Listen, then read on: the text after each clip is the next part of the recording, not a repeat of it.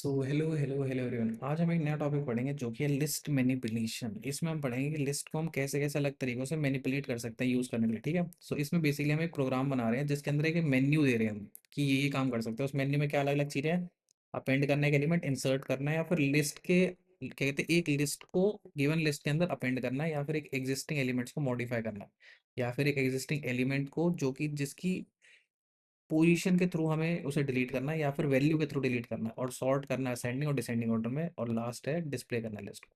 अब देखते हैं कैसे कैसे कर सकते हैं। ठीक है। सबसे पहले हमने किया एक वेरिएबल बना लिया माई लिस्ट के नाम से। ठीक है। और पहले हमने एक वेरिएबल बना लिया चॉइस नाम से जिसकी वैल्यू है 0। ठीक है। अब एक वाइल लूप रन किया।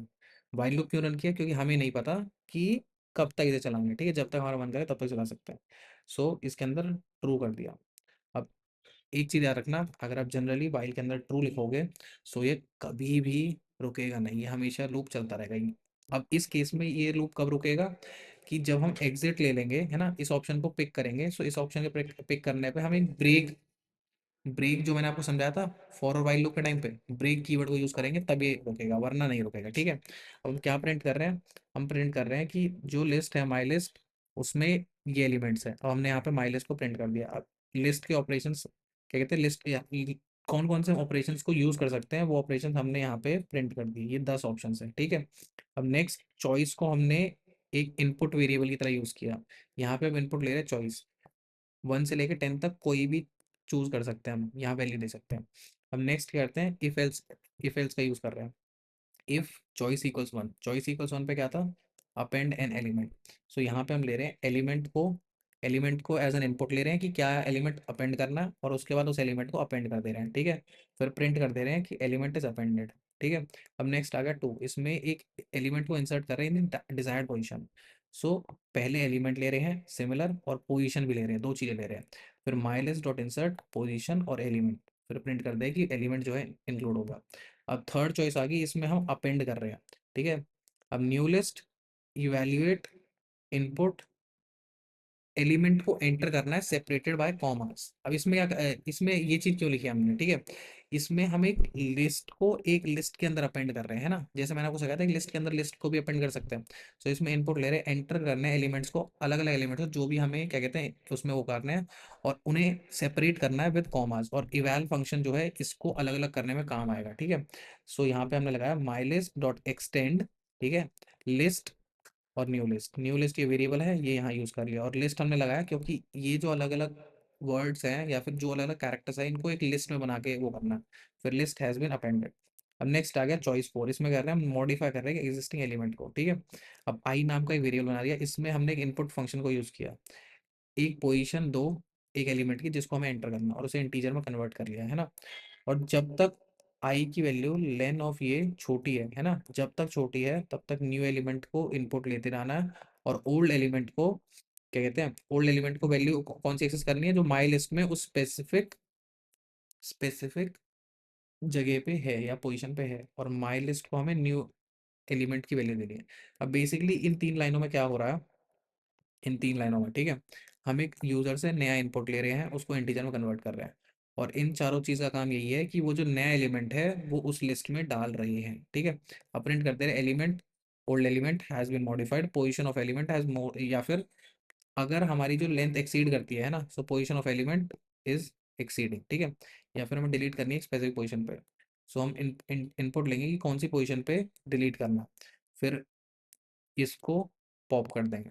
या फिर इसकी जगह आप इजीली ये भी कर सकते हैं, आप डायरेक्टली ये भी यूज़ कर सकते हैं, क्या कहते हैं, जैसे हमें आई एक वैल्यू आ जाएगी, so my list dot pop, directly आप इसे भी यूज़ कर सकते हैं, ये ईजियर रहेगा। ठीक है। इंसेट किया भी ये सब करें। और नेक्स्ट आ गया डिलीटिंग एन एग्जिस्टिंग, जो कि वैल्यू के हिसाब से। अब पहले एलिमेंट लेंगे यूजर से इनपुट, और हम चलाएंगे इफ इफ क्यों लिखा है यहाँ पर, if element in list, for loop नहीं होता था ये,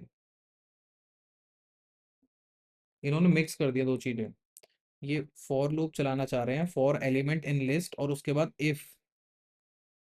इफ एलिमेंट लिस्ट के अंदर कहीं भी एग्जिस्ट करता है तो उसको रिमूव कर देना। इन्होंने दो चीजें एक साथ मिक्स कर दी। I don't think this is right. और दूसरा एल्स अगर वो प्रेजेंट नहीं होता लिस्ट में, ठीक है। अब 7 चॉइस आ गई, उन्हें लिस्ट को सॉर्टेड ऑर्डर में करना, सो डायरेक्टली एक फंक्शन यूज कर लिया, माइलिस्ट डॉट सॉर्ट आंसर प्रिंट कर दिया सॉर्टेड है। या फिर हमें रिवर्स ऑर्डर में सॉर्टेड लिस्ट सॉर्ट करनी है लिस्ट, तो माइलिस्ट डॉट सॉर्ट और इसके अंदर हम पास कर देंगे reverse is equal to true, list कर दिया।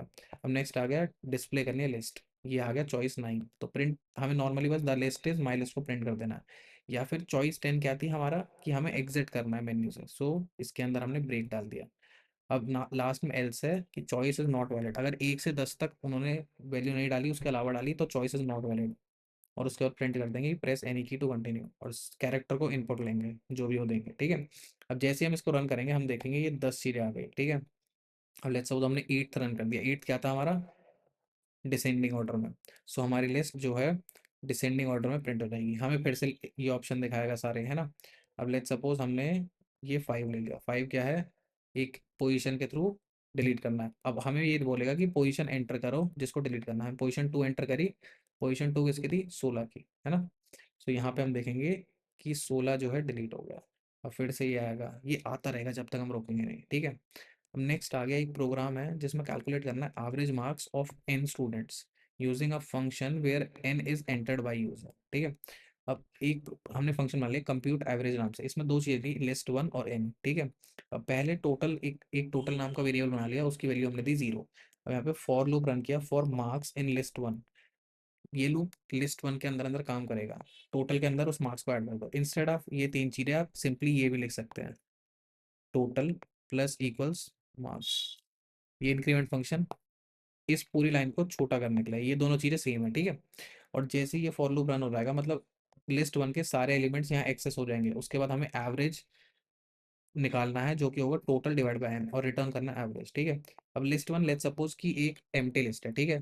प्रिंट करना है कितने मार्क्स, क्या कहते हैं, कितने स्टूडेंट के मार्क्स को एंटर करना है, और एन के अंदर हम इनपुट ले लेंगे वो चीज़।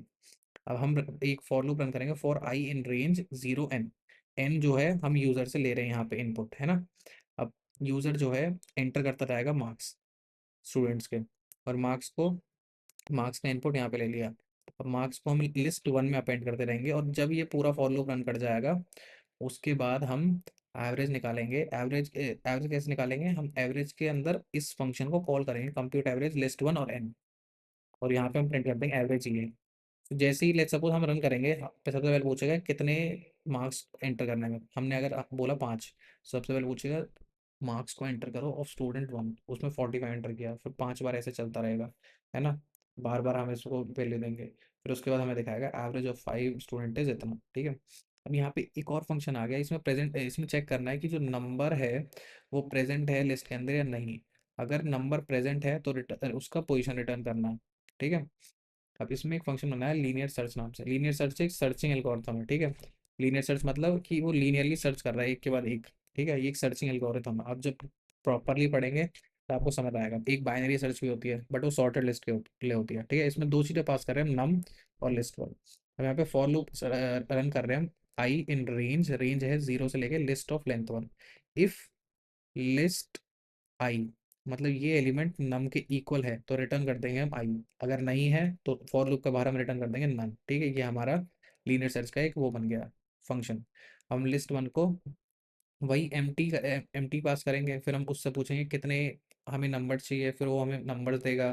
फिर उसके बाद हम बोलेंगे कि एंटर कर, फिर फॉर लूप चलाएंगे, उससे एक के बाद एक नंबर लेते रहेंगे जितने भी वो एंटर करना चाहे, ठीक है।